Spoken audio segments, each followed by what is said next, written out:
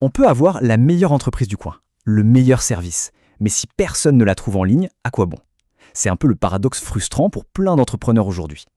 Heureusement, il y a une solution, une stratégie souvent un peu mise de côté, mais qui est incroyablement puissante, le SEO local. On va voir ensemble comment rendre visible ce qui mérite de l'être.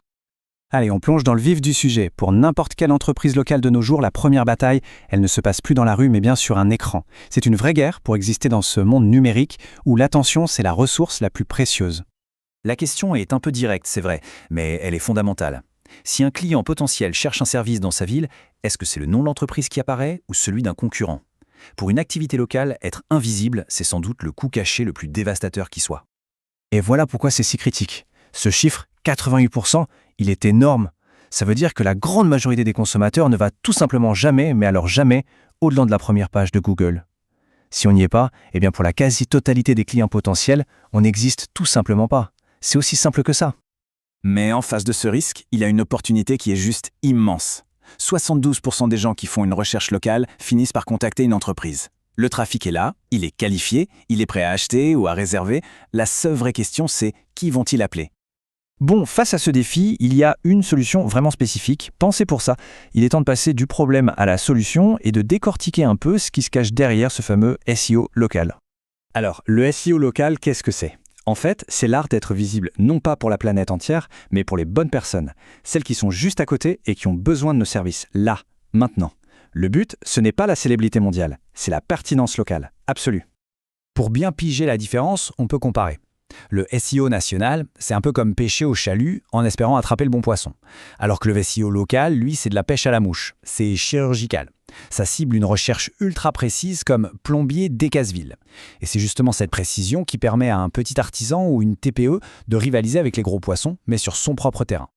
Ok, alors concrètement, comment on fait? Une bonne stratégie, ça ne s'improvise pas. Ça repose sur des fondations solides. Voyons ensemble les 5 piliers qui font vraiment toute la différence. Voilà la feuille de route. En premier, une fiche d'établissement Google impeccable. C'est la base. Ensuite, du contenu qui parle vraiment aux gens d'ici. Après, des liens qui viennent d'autres acteurs locaux respectés. Quatrièmement, un site qui est ultra rapide sur mobile. Et pour finir, bien sûr, des avis clients, parce que c'est ça qui bâtit la confiance. Et cette phrase, elle résume parfaitement le pilier du netlinking local. Obtenir un lien du site de la mairie ou du club de sport du coin ou d'un blog régional, ce n'est pas juste un lien technique, c'est une sorte de recommandation publique. Et pour Google, ça c'est un signal de confiance et d'autorité locale qui est extrêmement puissant. Le pilier technique, lui, est tout aussi essentiel. Comme on le voit ici, 40% des gens quittent une page si elle met plus de 3 secondes à charger. C'est énorme, surtout sur mobile, là où la plupart des recherches locales se font. La vitesse, ce n'est plus un luxe, c'est juste la base pour ne pas perdre un client avant même qu'il ait vu quoi que ce soit. Et la preuve que ça marche, la voici. Prenons l'exemple concret de cette boulangerie à Rodez. Juste en optimisant sa fiche Google, un seul des 5 piliers, son trafic mensuel a été multiplié par presque 8, en 5 mois seulement. Voilà l'impact direct et mesurable de ces actions. Bon, tout ça c'est bien, mais le monde de la recherche en ligne est en pleine révolution avec l'intelligence artificielle. Aujourd'hui, ça ne suffit plus de plaire aux algorithmes. Il faut avant tout, et c'est ça le plus important, comprendre et convaincre l'humain qui est derrière l'écran. Ce tableau montre bien ce changement de cap. On est en train de quitter l'approche un peu standard, souvent automatisée, pour une stratégie beaucoup plus sur mesure. Une approche qui analyse la psychologie du client local et qui se concentre sur des résultats bien concrets, des appels, des réservations, des ventes.